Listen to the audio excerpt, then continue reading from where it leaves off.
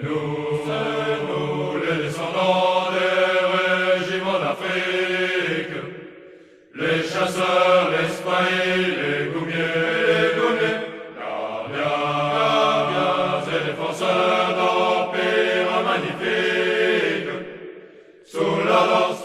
Aujourd'hui, on reçoit Chérif Lounès, ancien étudiant de l'Institut d'études politiques, licence et maîtrise de droit à l'Université d'Aix-Marseille, diplômé en criminologie et en droit canonique. Et tu as toujours présenté beaucoup d'intérêt pour les sources du droit et pour l'étude des religions. Acteur associatif, tu es également passionné par l'histoire et surtout par celle de la colonisation en général, de l'Algérie en particulier. Ancien réserviste de l'armée, on est à quelques jours de la commémoration du 11 novembre. Est-ce qu'en France et en Algérie, entre autres, qui sont les deux pays qui nous concernent, qui nous sont chers, est-ce que la date du 11 novembre a encore une signification pour les jeunes générations? En France, certainement.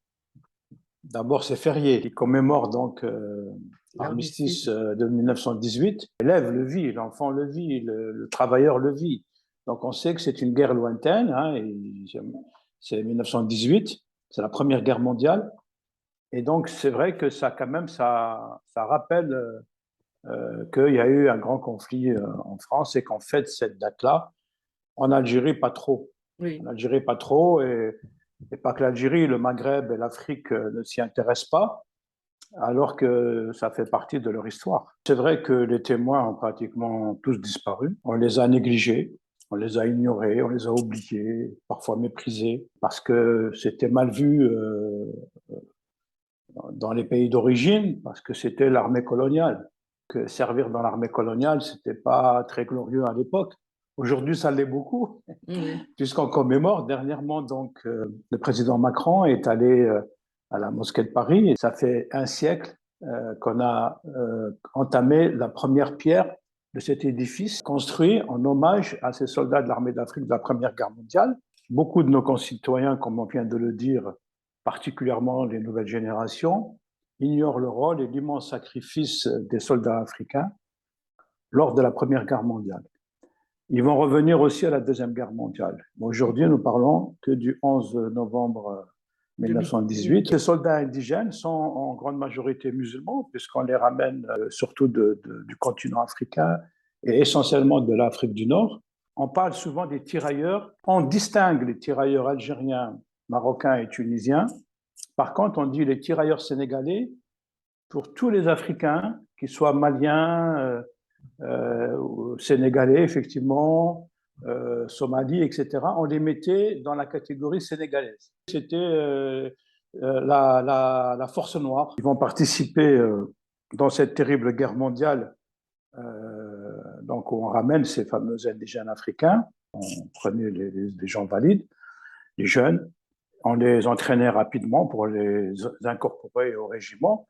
Il y avait ceux donc qui étaient vraiment militaires de carrière, mais il y a ceux qu'on recrutait quand on avait besoin et on les formait rapidement, donc on les envoyait au front.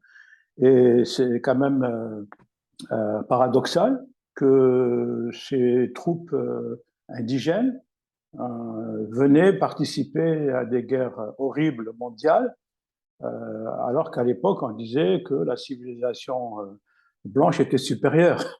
Donc, ils venaient, on les amenait dans cette civilisation où se déroulaient des massacres terribles, de la barbarie. Sur des et donc, ils vont être mêlés à des batailles et à des massacres entre blancs, et ils serviront, eux, donc, de chair à canon. Et ils vont découvrir donc la folle civilisation destructrice quand elle est mal gérée, quand elle est mal orientée, de cette fameuse civilisation avancée. Et donc, leurs régiments seront plusieurs fois décimés et à chaque fois reconstitués. Voilà. Donc, cependant, ce qu'il faut savoir aussi, c'est que effectivement, il n'y a aucune cérémonie, on l'a dit au début, de cet oubli, il n'y a aucune cérémonie spécifique et régulière pour commémorer cette participation à ce conflit, que ce soit en France ou dans les pays d'origine, alors que ça fait partie de l'histoire de France, de l'histoire du monde, parce que c'est une guerre mondiale, et que ce n'est pas normal qu'on ne parle pas de ces militaires, de ces combattants, parce qu'ils ont contribué à marquer le cours des événements mondiaux, des hommes auxquels aussi bien la France que l'Occident en général doivent beaucoup, parce qu'ils ont lutté contre une forme de barbarie, donc ils se sont opposés. On les a envoyés en première ligne, notamment quand il y a eu alors cette guerre des tranchées, quand on voyait les régiments de l'armée d'Afrique commencer à se préparer, comment dire, les autres soldats savaient que ça allait déclencher une offensive. On envoyait d'abord ces fameux tirailleurs, ces goumiers, cette armée d'Afrique. Elle est née en Algérie, donc c'est 1832, après la colonisation, enfin l'arrivée de l'armée coloniale en Algérie en 1830. Très tôt, donc, vont être constitués tout d'abord, c'est les Zouaves. Donc, on dit que ça vient de la tribu Zouawa, qui est une tribu kabyle. Et ensuite, on a eu les Spahis, donc c'est à cheval, ces troupes. Et après, on a eu les tirailleurs, les goumiers, les chasseurs d'Afrique, et bien sûr, la fameuse Légion étrangère qui a été créée à Sidi Bel Abbès. Au départ, c'est les Algériens. Après, elle va être effectivement, on va recruter de partout, d'Europe et d'ailleurs. Et donc, ces soldats africains, ils sont engagés très tôt, dès le Second Empire. Donc, c'est Napoléon III, dans de nombreux conflits, par exemple en Crimée, on parle en ce moment de l'Ukraine. Donc, en Crimée, c'était en 1854, 1856. Ils ont fait toujours pour ce Second Empire la campagne d'Italie, c'est 1859. Ils ont fait la guerre 1870-1871, où ils ont été d'une grande bravoure, notamment les Zouaves, au point qu'à l'époque, le pape va demander à ce qu'on crée pour lui une compagnie de Zouaves. Et donc, de 1832 à 1962, donc pendant 130 ans, que ce soit sous la monarchie, le Second Empire ou la République, et donc quand la France paraissait réduite, occupée, humiliée, l'armée d'Afrique, elle lui est demeurée fidèle et elle va vaillamment soutenir plusieurs guerres, notamment, donc, comme on vient de le dire, 1970, 1914 et 1940. Et puis, ce qu'il faut savoir aussi, c'est que la France, à travers tous ces désastres, les querelles institutionnelles en métropole, etc., l'armée d'Afrique, elle, va toujours être l'ossature militaire de la France, de l'armée française. C'est-à-dire comment dire, comme une base qui a toujours été fidèle à la France, de manière générale, quel que soit le gouvernement ou le pouvoir. Et donc, c'est pour ça que si vous lisez le livre L'armée d'Afrique 1830-1960, 1930-1962, édité par Vauzel, sous la direction du général Huré. Lui, il évoque toutes ces guerres, il donne le prix de 1 million de morts. Et c'est un chiffre qui est incontestable, hein, parce que je dis bien, c'est sur 130 ans. Donc, ils ont participé à des batailles un peu partout dans le monde. Et donc, c'est pour cette raison qu'il y a, depuis quelques années, une demande à ce que cette histoire soit enseignée de manière spécifique dans les manuels scolaires. Donc, d'histoire, que ce soit ici en France ou ailleurs, pour qu'on puisse mentionner le nom de ces hommes. Donc, on revient à la guerre 14-18. Oui, s'il te plaît. Donc, ils ont participé à cette guerre qu'on a appelée la Der des Der, qui ne sera pas la dernière, parce que 20 ans après, les survivants de ces combattants-là vont revenir. Donc, les soldats, ils sont engagés, l'armée d'Afrique, dès 1914. On a engagé près de 32 bataillons sur 40 qui existaient donc en Afrique du Nord surtout. Et donc, on les a envoyés en France. Et très tôt, ils vont défiler à Paris pour rassurer la population parisienne. Hein. Donc, on a les Zouaves, les tirailleurs, avec des costumes très colorés, au champ des Africains. Et donc, pour redonner confiance à ces Parisiens qui étaient menacés, parce que les Allemands étaient à 40 km de la capitale. Et donc, rapidement, ils sont lancés dans le combat et ils vont vraiment, leur engagement va dépasser toute espérance parce que leur héroïsme va éviter ce grand désastre, c'est-à-dire l'occupation de Paris par l'armée allemande. Et ils ont mis fin ils ont participé à mettre fin à cette retraite de l'armée française de 300 km. Donc, ils avaient déjà reculé parce que quand les Allemands ont attaqué, et ils ont respecté le fameux ordre du général Joffre à la bataille de la Marne, qui est à 40 km de Paris. Une troupe qui ne peut plus avancer devra coûte que coûte garder le terrain conquis et se faire tuer sur place plutôt que de reculer. Et donc, c'est comme ça qu'ils vont stopper cette armée allemande. Et c'est les premiers combats de ces soldats. Et ils furent engagés aussi sur cette terrible bataille de la Marne, comme a dit aussi le général Joffre, en spéculant uniquement sur leur bravoure et leur esprit de sacrifice, sans leur accorder le soutien d'un seul groupe d'artillerie de campagne.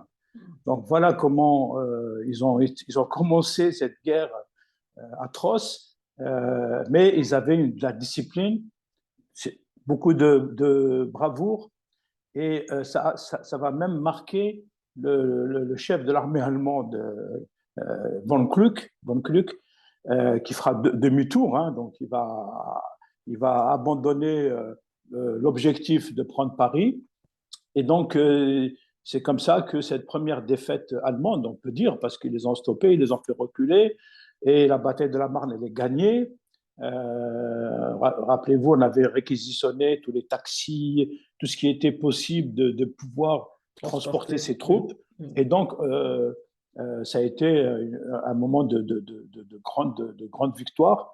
Et même s'il y a eu des hécatombes énormes dans ces différents régiments, et le fameux chef allemand von Kluck, il va écrire dans ses mémoires plus tard sur cette guerre, là, sur cette bataille, il a écrit que des hommes couchés par terre et à demi-morts de fatigue puissent reprendre le fusil et attaquer au son du clairon. C'est là une chose avec laquelle nous n'avions jamais appris à compter, une possibilité dont il n'a jamais été question dans nos écoles de guerre.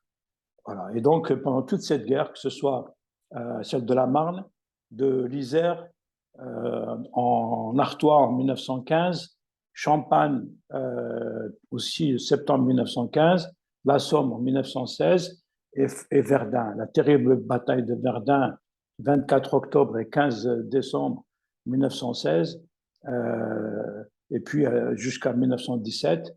Ils vont aussi donc participer jusqu'en 1918 dans toutes les batailles de la campagne de France, que ce soit sur le chemin des Dames, à Verdun. Les actions de cette armée furent glorieuses. Quand cette guerre va se terminer, ce sera parmi les régiments les plus décorés de l'armée française. Sur les 20 premiers régiments décorés, 9 appartenaient à l'armée d'Afrique. Et je veux aussi souligner qu'en 1916, lors de cette bataille de Verdun, la première défaite allemande, c'est la prise du fort de Douaumont. Donc, il est repris par le régiment d'infanterie coloniale du Maroc, le 4e régiment de Zouaves, le 4e régiment mixte de Zouaves et de tirailleurs, et le 8e régiment de tirailleurs algériens. Alors, ce régiment, il est particulier parce que un religieux intellectuel, le père Taillard de Chardin, était un brancardier dans ce 8e régiment de tirailleurs algériens, et il s'était demandé à l'époque de cette bataille de Verdun et de cette prise du fort de Douaumont, je ne sais par quelle espèce de monument le pays élèvera plus tard en souvenir de cette lutte. Beaucoup d'écrivains français ont participé à cette guerre, Paul Valéry bien sûr, mais Fournier, qui est mort, Alain Fournier, l'auteur du Grand Moln, un livre que tous les collégiens lisent, et qui est mort pendant cette guerre.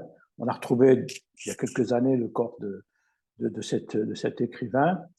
Et donc, les chiffres qu'on donne sur cette armée d'Afrique, on dit que 475 000 hommes donc, sont venus participer à cette terrible guerre.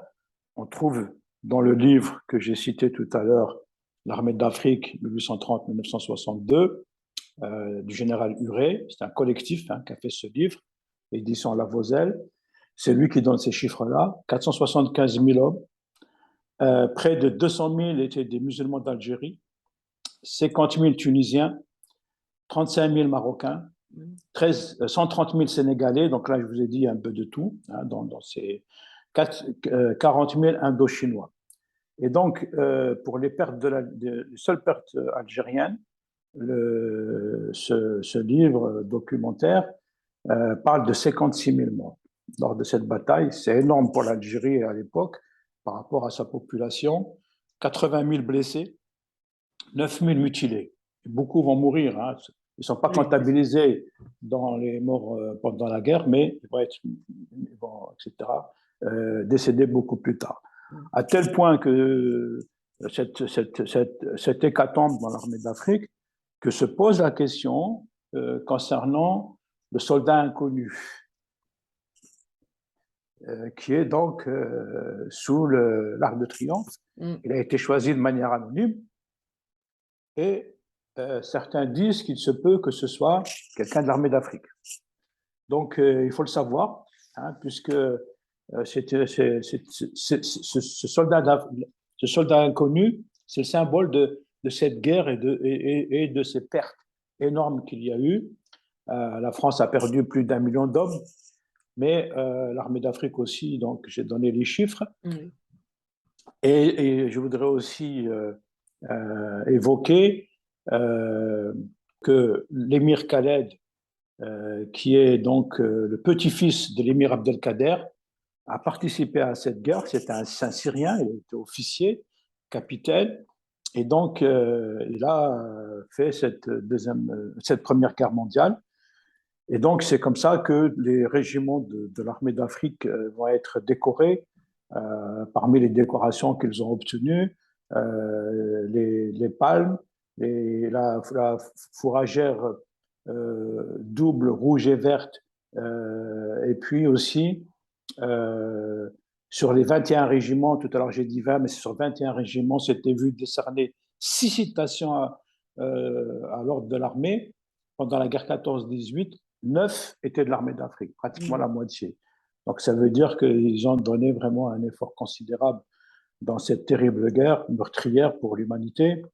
Et donc il reste maintenant à faire connaître chaque année pour que la mémoire collective soit entretenue, donc qu'elle ne soit pas méconnue, et que non seulement que ce soit enseigné, mais qu'on trouve aussi des cérémonies spécifiques pour que la France remplisse ses obligations à l'égard de ceux qui l'ont servi avec honneur au prix de leur vie. Et donc, on attend là vraiment que ce soit fait pour cette communauté musulmane de manière officielle, diffusée aussi dans les médias. Ça se fait pour d'autres communautés, notamment la communauté juive, qui commémore aussi pour la Deuxième Guerre mondiale le sacrifice qu'ils ont subi, et que ce soit aussi donc fait pour les soldats musulmans de cette armée. On peut aussi faire visiter les différents cimetières militaires où les carrés musulmans sont énormes, comme l'ossuaire de Douaumont. Ces commémorations spécifiques sur cette armée d'Afrique devraient s'inscrire dans la tradition républicaine. Oui. Et ça rappellera à la nation, parce que c'est important, que la présence aussi, parce qu'en ce moment, puisqu'on parle d'identité, de séparatisme et autres, que la présence et l'origine des musulmans en France est fort ancienne, et qu'ils ont rempli à son égard les obligations les plus fortes et aussi les plus nobles, celles du sacrifice, donc du sang versé. Et à côté de ces combattants, on a fait venir des centaines de milliers pour travailler dans les champs, dans les usines. Donc il y a aussi cette part de l'effort de guerre qui a été le fait de ramener plusieurs indigènes musulmans qui ont travaillé aussi donc, pour l'économie. Et pourquoi j'insiste sur ces commémorations? Parce que rien que pour la bataille de Verdun de 1916, où il y a eu près de 300 000 morts, et on parle de 70 000 morts de soldats musulmans. Sur les 300 000, pas tout à fait un tiers, on n'est pas loin. Mais il aura fallu attendre 90 ans pour que, suite à cette bataille de 1916, soit inaugurée en juin 2006, donc ça fait bien 90 ans, 1916-2006, on a attendu tout ce temps-là pour ériger un monument à Verdun en hommage de cette bataille et des soldats musulmans. Et c'était le président Jacques Chirac.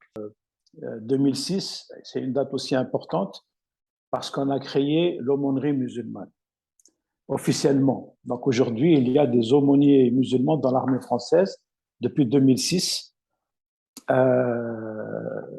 alors qu'auparavant, il y avait un genre d'aumônier, ça existait, c'est-à-dire qu'au milieu des soldats, des troupes qui faisaient la guerre, il y avait toujours quelqu'un qui était versé dans la science religieuse et qui servait d'imam, qui servait pour les loges funèbres, qui servait donc au milieu des troupes musulmanes, même s'il n'avait pas le statut d'aumônier tel qu'il est aujourd'hui. On a des aumôniers israélites, des aumôniers catholiques, protestants, et on a donc depuis 2006 cette aumônerie musulmane qui s'inscrit donc dans une tradition militaire très très ancienne. Et voilà, donc ça aussi je voudrais quand même le signaler. Et c'est aussi 90 ans après la bataille, aussi une autre bataille terrible, celle du chemin des Dames. C'était 1917. On a aussi attendu 90 ans après, 2007, pour ériger un monument pour les tirailleurs sénégalais. Parce que c'est eux qui avaient été lancés par le général Mangin, qui étaient vraiment les troupes qui étaient au premier rang. C'était des troupes sénégalaises. Et là aussi, ça a été une hécatombe. Et donc, en 2007, on va, sur le chemin des Dames, édifier un monument pour les tirailleurs sénégalais. C'est sur le site du chemin des Dames. Et ces événements majeurs donc, de 2006 et de 2007 doivent aussi être rappelés parce qu'ils ont le mérite de rafraîchir notre mémoire, la mémoire collective de la nation française, et rappeler donc à cette nation ce souvenir de ces hommes, de cette armée d'Afrique, de ces soldats musulmans qui ont construit aussi la France par leur participation, par leur sacrifice. Et si vous savez, je pense que vous le savez, c'est que parfois on a des profanations de tombes, peut-être pas spécifiquement l'armée d'Afrique, mais très souvent dans les cimetières militaires, ce sont ces tombes-là qui sont visées par des actes imbéciles, le racisme, la discrimination, l'islamophobie, tout ce qui est, toutes les exclusions qui existent aujourd'hui au sein de cette société, parce qu'elle n'est pas informée, parce qu'elle n'est pas enseignée, et qu'on a toute une propagande d'une fachosphère médiatico-politique qui essaye non seulement de cacher cette histoire, mais s'il pouvait l'effacer, il le ferait volontiers. Donc il est crucial de rappeler cet appel à la mémoire et au souvenir de l'histoire de France. Et c'est pour cette raison qu'on fait cette émission. Et le général de Montsaber, qui lui avait commandé la 3e DIA, la 3e division d'infanterie algérienne, avait dit « C'est une œuvre, en parlant de l'armée d'Afrique, dont nous serons éternellement fiers ».